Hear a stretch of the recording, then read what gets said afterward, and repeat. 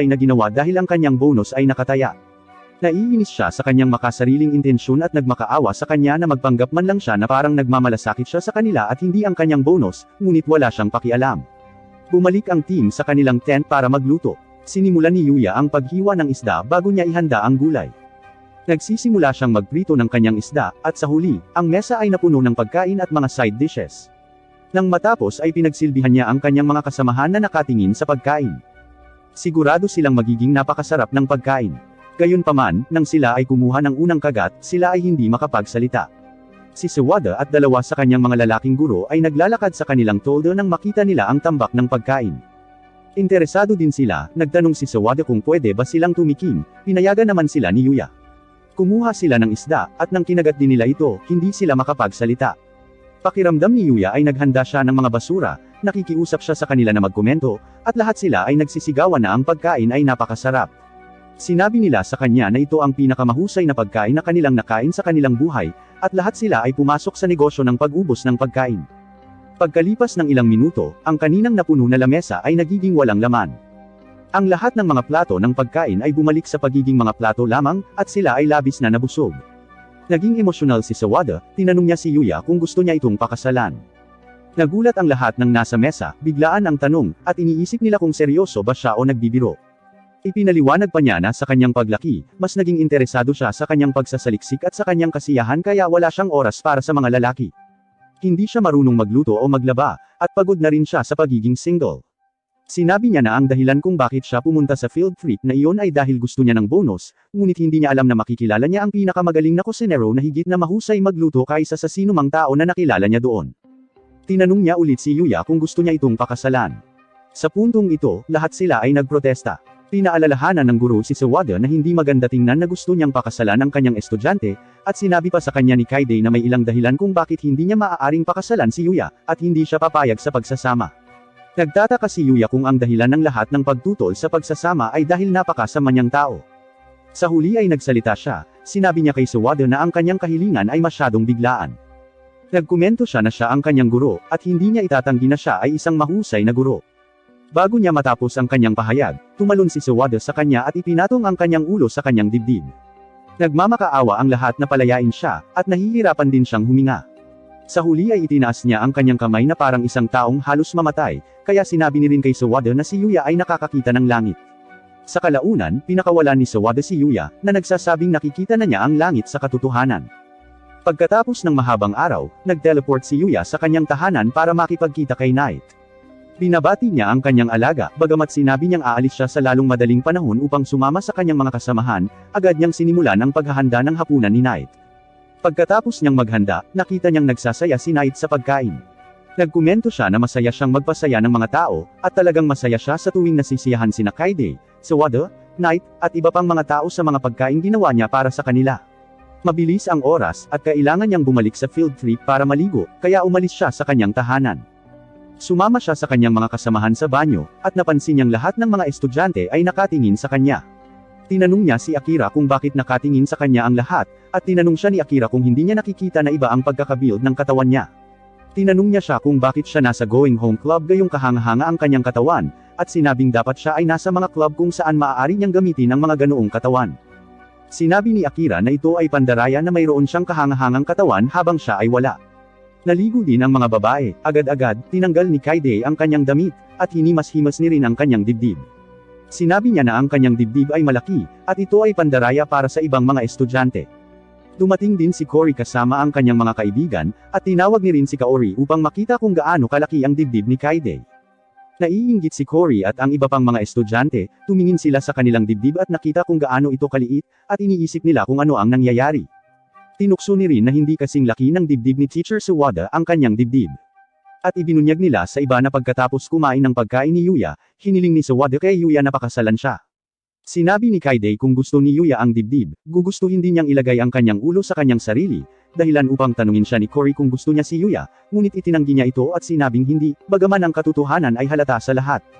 Bumalik sila sa kani-kanilang tent para matulog. Nang gabing iyon, may lumitaw na oso sa kanilang tolda at kinuha ang halos lahat ng kanilang mga gulay. Kinaumagahan ng magising ang mga estudyante, napansin nilang hinalughog ang kanilang tent. Iniisip nila kung ano ang maaring nangyari, lalo na't hindi naapektuhan ang kanilang mga personal na gamit. Nagpasya silang bumalik sa kagubatan at maghanap ng almusal, bagaman nag-aatubili si Akira na pumunta. Nakatayo siya doon, halos umiiyak, ngunit hindi niya masabi sa kanyang mga kaibigan kung bakit. Nag-aatubili siyang sumunod sa kanila, at sa kagubatan, napansin niya ang ilang mga palatandaan at mga sirang puno. Napansin ni Yuya na siya ay parang iba at pinuntahan siya. Napansin din ni Yuya ang mga palatandaan, ngunit bago nila binalaan ang mga batang babae, ang oso ay lumapit sa kanila.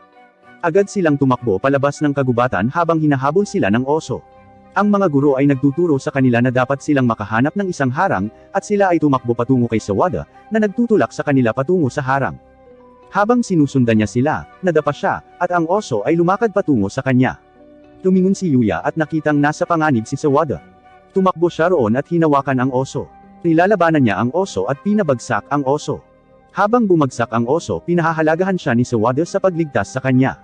Sinabi niya bilang kanyang guro, dapat siyang magalit sa kanya dahil sa pagtataya ng kanyang buhay, ngunit dahil iniligtas siya nito, hahayaan niya ito.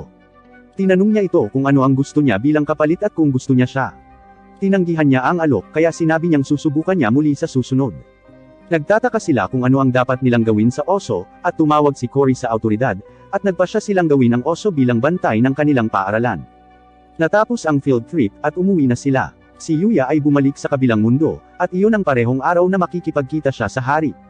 Pumunta siya sa kagubatan upang salubungin si Prinsesa Lexia at ang kanyang mga bantay, at sa kanyang paglalakbay, nakakita siya ng ilang halimaw. Iniisip niyang lalapitan nila si Lexia, kaya hinarap niya ang mga ito. Pagkatapos makipaglaban sa boss, nakakuha siya ng helmet bilang kapalit. Isinuot niya ang helmet para salubungin si Lexia at ang mga bantay nito.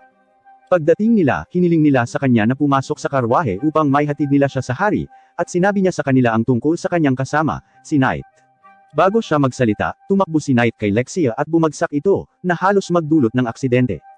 Pinutol ni Yuya ang puno na maaring tumama sa kanila, at napagtanto niyang may nag-target kay Lexia, at iniligtas siya ni Knight. Pumunta siya sa kagubatan upang hanapin ang assassin.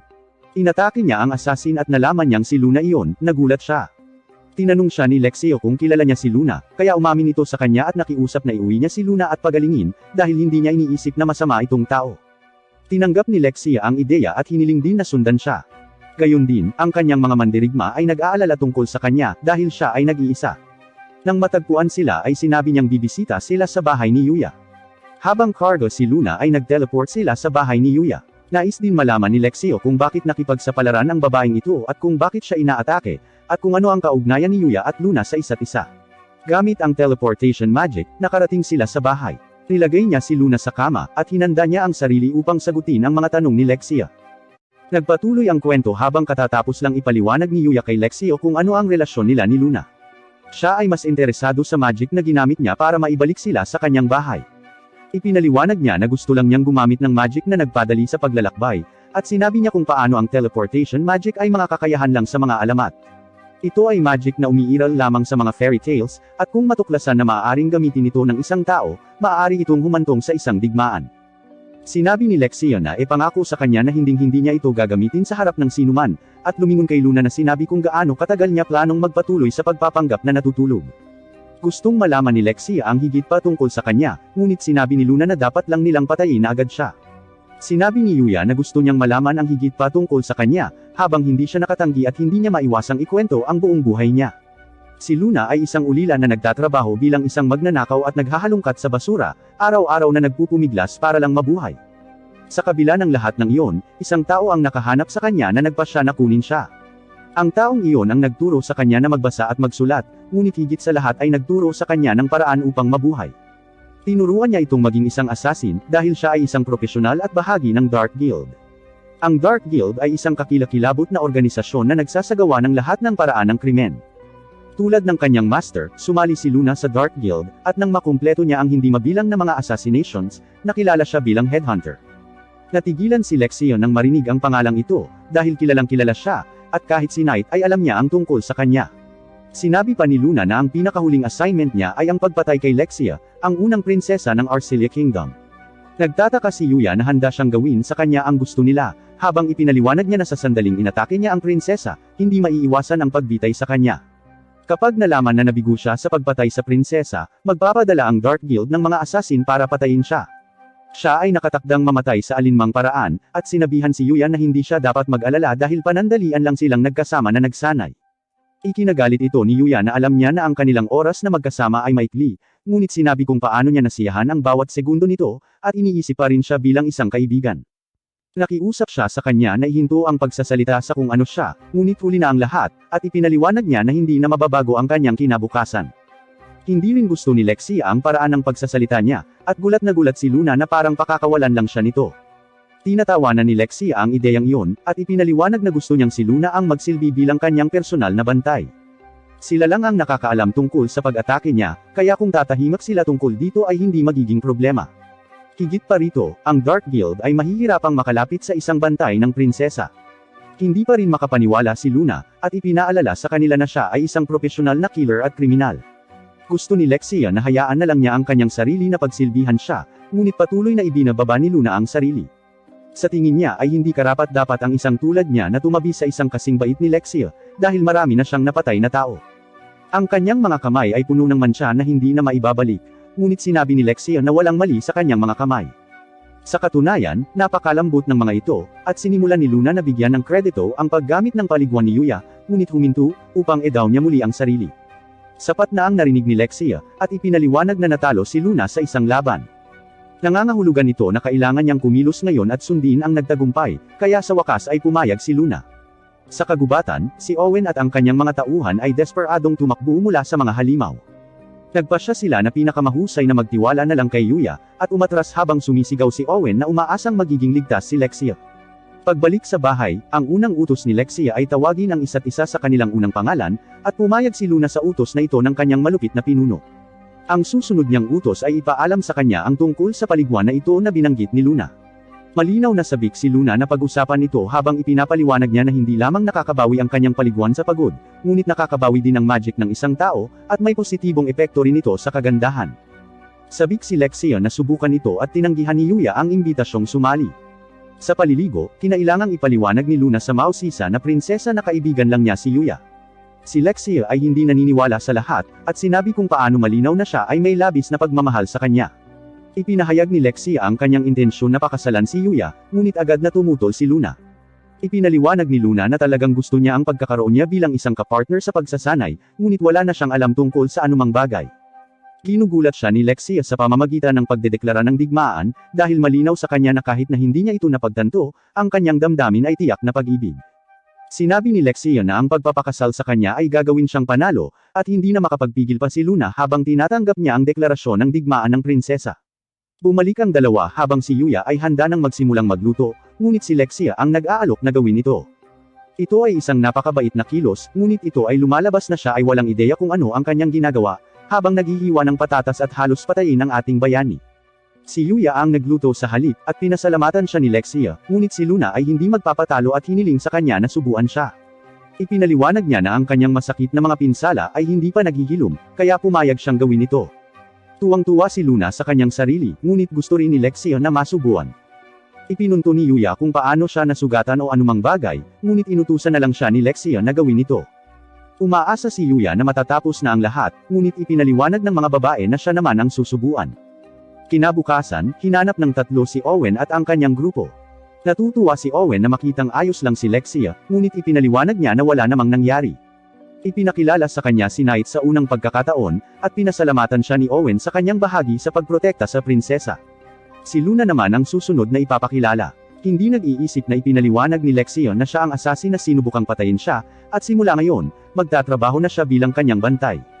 Siyempre, nabigla ang lahat lalo na't sikreto daw yon. Ang sabi niya ay oops, ngunit ito ay naging medyo seryoso dahil si Owen ay nakapaligid kay Luna.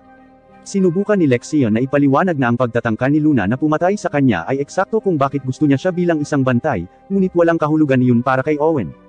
Ipinaliwanag ni Yuya na nagkasundo na sila, ngunit iniisip ni Owen na maaaring iyon na ang plano niya bilang assassin sa simula pa lang. Ayaw ni Owen na ilagay siya sa ganoong uri ng panganib, ngunit sinabi ni Lexia na kung gusto siyang patayin ni Luna, ginawa na niya ito habang sila ay natutulog na magkasama. Pumayag si Owen na ihinto ang paghawak sa kanya sa pagtutok ng espada, ngunit hinding-hindi siya lubos na magtitiwala. Sinabi ni Yuya na mayroon siyang kapuspalad na sasabihin, at ipinaliwanag na hindi na siya makakapunta sa palasyo upang bisitahin ang hari. Ayos lang sana kung kahapon pero sinasabi niya na may personal na bagay siya na dapat asikasuhin, at iniisip kung paano lang talaga niya kailangan pumasok sa paaralan. Inaanyayahan si Yuya na pumunta kung kailan niya gusto, at sinabi na mayroong isang maliit na nayon sa malapit kung saan siya makakakuha ng mga direksyon. Lahat sila ay nagsasabi ng kanilang formal na paalam, ngunit iyon ay hindi sapat para kay Luna, habang siya ay tumatakbo upang bigyan siya ng isang halik. Nagpapasalamat siya sa kanya para sa lahat, ngunit nagpahayag din ng digmaan para sa kanya. Gustong gawin din yun ni Lexia, ngunit masyadong abala si Owen sa pagtitig sa langit para ihinto ang karwahe. Pagkatapos, medyo nalilito si Yuya sa nangyari at digmaan na sinasabi niya, ngunit nagpa siya na huwag mag-overthink dito. Tila nakalimutan niya ang tungkol sa paaralan upang maligo, at nalaman na isang kaibig-ibig na maliit na hayop ang sumama sa kanila. Nagulat si Yuya nang makitang napaamo niya ito, at mas nagulat na tumaas ang kanyang kakayahan sa appraisal, hanggang sa punto kung saan ito ay nabago sa mahusay na pag-unawa. Sinusubukan niya ang pag-unawa na ito, at nalaman niyang makikita na niya ang mga kakayahan ng iba sa screen ng kanyang stats. Pagkatapos ay ipinagamit niya sa nilalang ang pag-atake sa Holy Ground, ngunit nalaman na ito ay talagang isang kasanayan sa pag-recover. Sinabi niya kung paanong ang kulay ng balahibo nito ay katulad ng kulay ng bukang liwayway, at nagpa siya na pangalanan itong Akatsuki. Pagkatapos ay dinala sa kanya ni Knight ang isang orasan, na ikinagulat ni Yuya nang malaman niyang mahuhuli na siya sa paaralan. Sa kabutihang palad, nakarating siya sa tamang oras, at ipinaliwanag ni Miss Sawada na magkakaroon sila ng kompetisyon sa laro ng bola. Binubuo ito ng ilang iba't ibang laro na gumagamit ng mga bola, at ang mga resulta ay makakaapekto sa bonus na matatanggap niya tulad ng ginawa nito sa pagsasanay sa labas ng campus. Gusto niyang makipagkumpetensya sila hanggang kamatayan para sa kanya, ngunit lahat sila ay medyo hindi masigasig tungkol dito. Ang kompetisyon ay sa malapit na hinaharap, kaya sila ay magsasanay para dito sa panahon ng PE. Ang unang esport ay soccer, at sila ay nahahati sa mga koponan. Ipinaliwanag ni Yuya na hindi niya masyadong alam ang mga patakaran, kaya siya ay itinalaga bilang goalkeeper. Nagsisimula ang laban at agad na ipinakita ni Ryo ang kanyang mga kakayahan sa pamamagitan ng pag-score ng isang goal. Ang mga babae ay nag-cheer sa kanya, ngunit ito ay umaakit sa lahat, at iniisip ni Akira na sila ay nag-cheer sa kanya. Ipinahayag niya na sa kanyang kasalukuyang estado, hindi siya maaaring matalo ng sinuman, at ipinadala ang kanyang pinakamalakas na shot. Hinarang ito ni Yuya gamit ang isang kamay na parang isang boss, ngunit hindi niya alam kung ano ang gagawin dito ngayon. Sinabihan siyang ihagis ito sa abot ng kanyang makakaya, at nabigla ang lahat ng inilunsad niya ito sa buong field, at nagtapos sa goal ng kalaban. Namangha ang lahat, ngunit mas nabigla ng gusto lang niyang malaman ay kung maituturing ba iyon bilang isang puntos. Nagpatuloy ang kwento ng pinuri ng lahat si Yuya para sa isang kamanghamanghang paglalaro ng football. Isa pang tournament ang gaganapin sa school, at kasali na ang pangalan ni Yuya. Tinutukoy pa ni Yuya kung mananalo ba siya, ngunit isang bagay ang napagdesisyonan na ibibigay niya ang kanyang makakaya. Habang pauwi sa kanilang tahanan, sila ay nag-ambala ng pangulo. Dire-diretso niya itong inalok na sumali sa showbiz, mukhang binibigyan niya ito ng gintong pagkakataon. Taliwas sa kanyang inaasahan, tinanggihan niya ang mapang-akit na alok na ito, at ang pangulo ay nakatingin sa kanya nang nakabuka ang bibig. Ang mga kabataan ay naghihingalo na magtrabaho sa showbiz, ngunit nagulat sila na hindi siya interesado dito.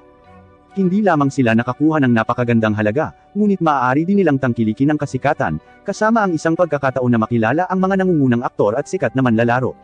Ngunit tatanggihan niya ang lahat dahil masaya siya sa kanyang ordinaryo ngunit kasiya-siyang buhay. Isa pa, kung papasok siya dito, mahihirapan na siyang makaalis dito. Sinusubukan din ng kanyang mga kaibigan na ipaunawa sa kanya ang kamanghamanghang pagkakataong ito. Sinimulan ng paalalahanan ng Pangulo ang kanyang sekretarya sa hindi pagkumbinsi nitong die-hard na gwapong lalaki.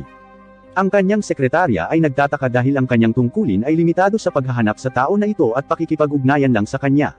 Nang mas lalo siyang na-pressure, hindi na napigilan ni Mew ang sarili. Narito ang isang pinaka-dynamic, napakarilag na artista, ito ay hindi kapani-paniwala para sa lahat.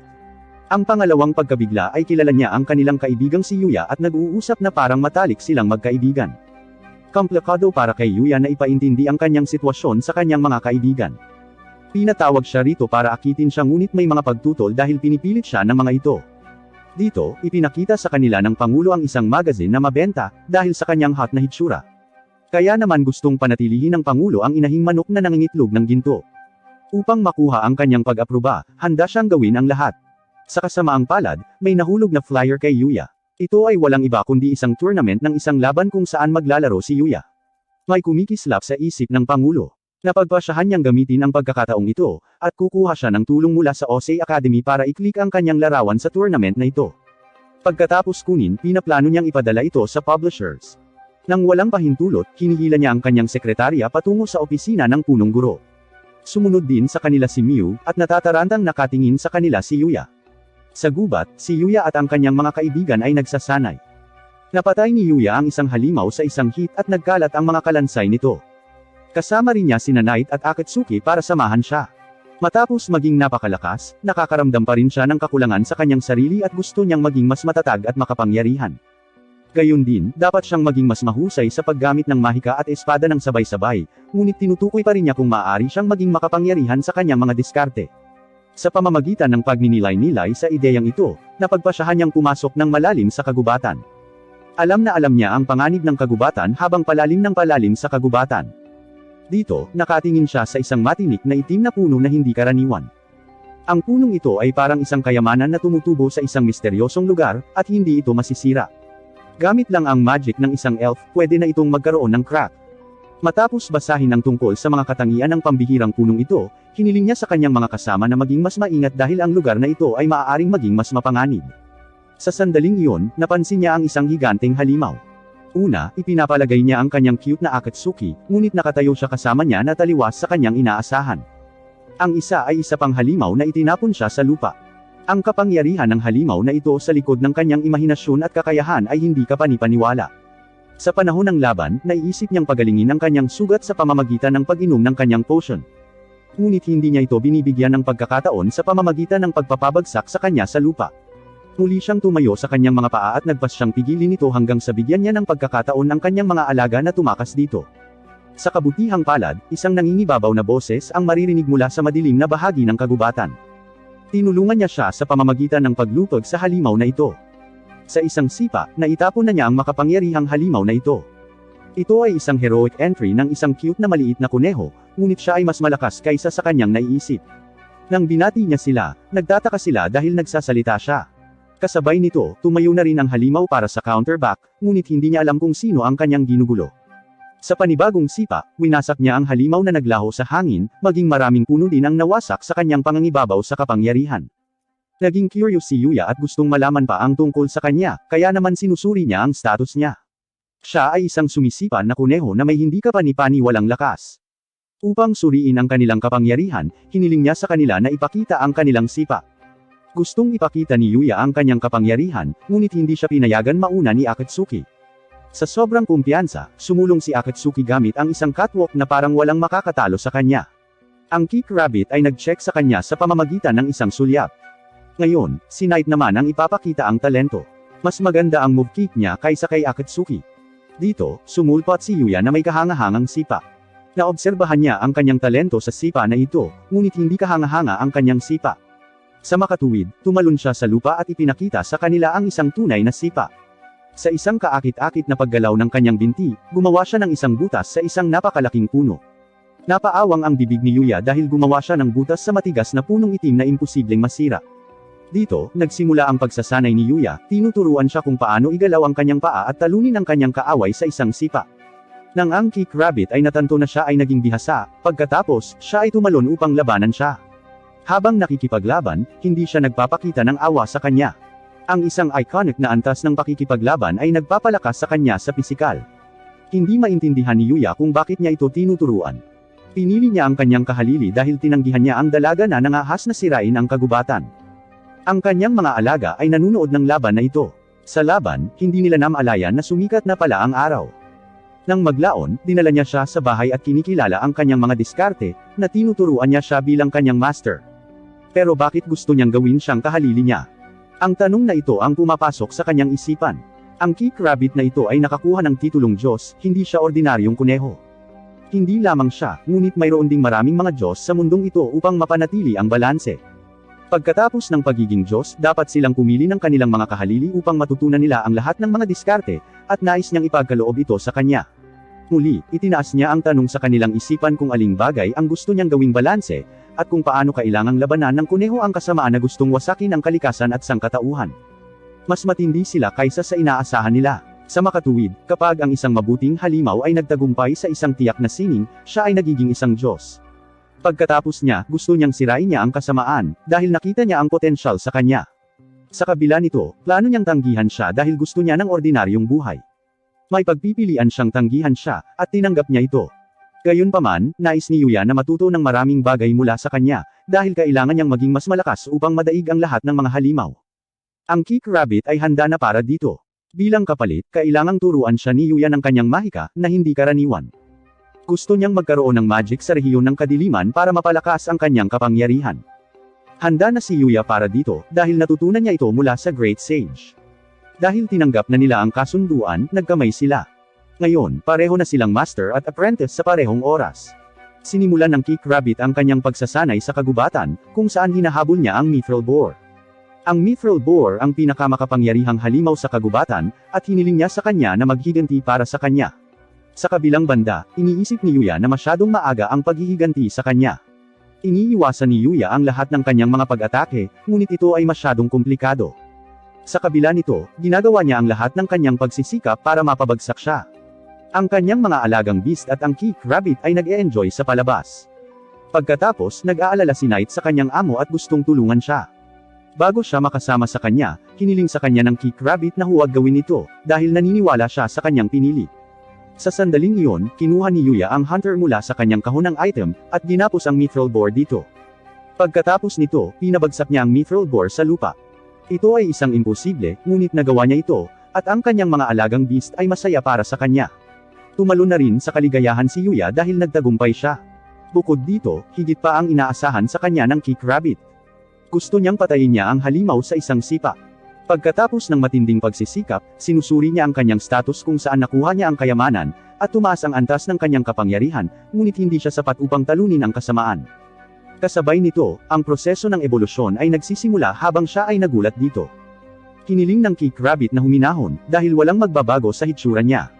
Ang ebolusyon na ito ay hindi gumagawa ng pagkakaiba sa kanyang hitsura, ngunit nagpayaman sa kanyang kapangyarihan at kakayahan. Dahil pagod na si Yuya, hiniling sa kanya ng Kick Rabbit na magpahinga at gumawa ng iba pang trabaho, sapat na para sa araw na ito. Pagkasabi nito ay tumalon siya sa ere na parang nasa lupa.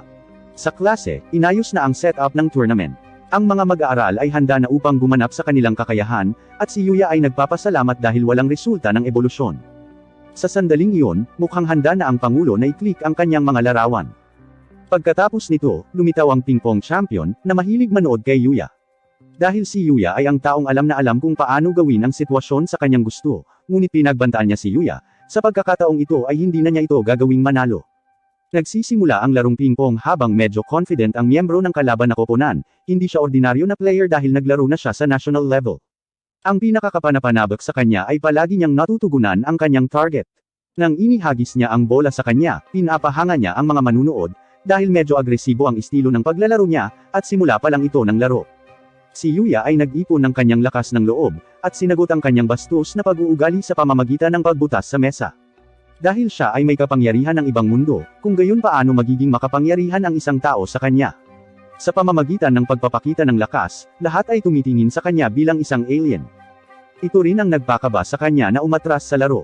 Pagkatapos nito, naghihintay siya nang biglang lumitaw si Kaide, at hiniling sa kanya na maging isang manlalaro sa volleyball. Isang tao ang nasugatan sa kanyang koponan, kaya kinuha niya ito bilang isang manlalaro.